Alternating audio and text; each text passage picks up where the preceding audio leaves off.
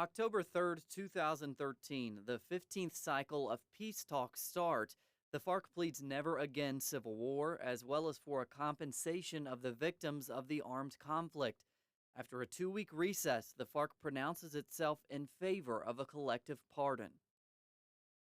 October 8th, 2013, the Colombian government, headed by Juan Manuel Santos, proposes to halt the peace talks during the 2014 electoral campaign.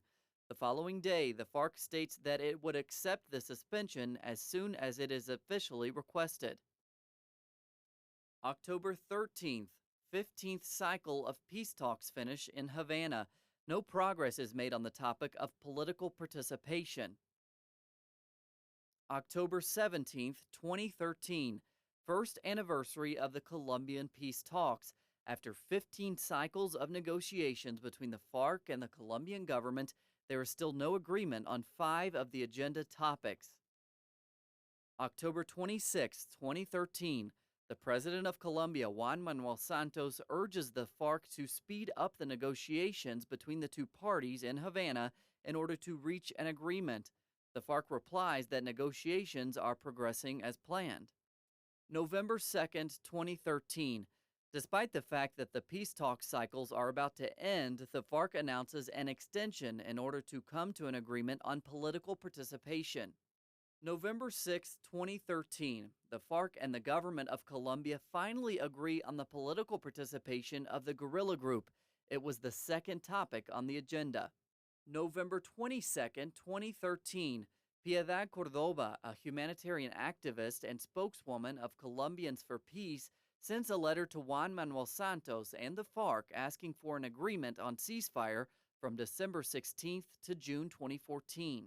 November 28th, 2013, the FARC and the government resumed the peace talks with the 17th cycle.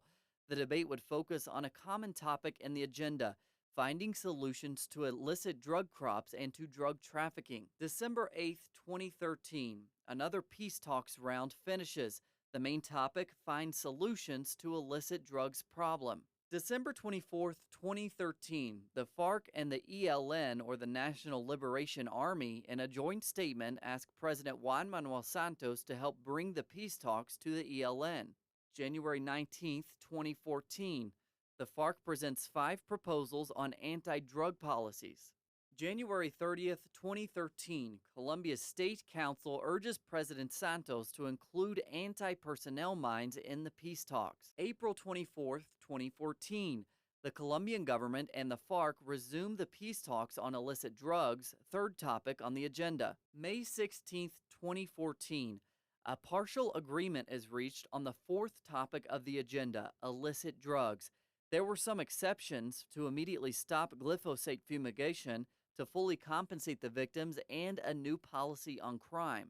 June 7th, 2014. In a joint statement, the FARC and the government announced the principles for discussing the 5th topic on the agenda: victims.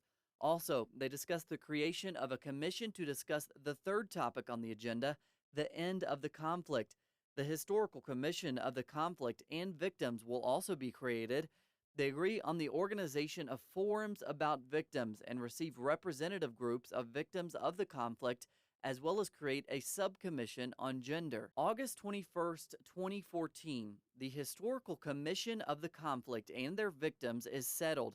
It is formed by 12 members and 2 realtors. It is considered the first truth commission in Colombia. November 16th, 2014. After General Ruben Darío Alzate and some of his companions disappear in the jungle of Choco Department in the west, President Juan Manuel Santos suspends the 32nd cycle of peace talks in Havana. They will resume when the situation is clarified. Some hours earlier, Santos objected that Alzate was dressed in civilian clothing in a very dangerous area, taking security protocols for granted.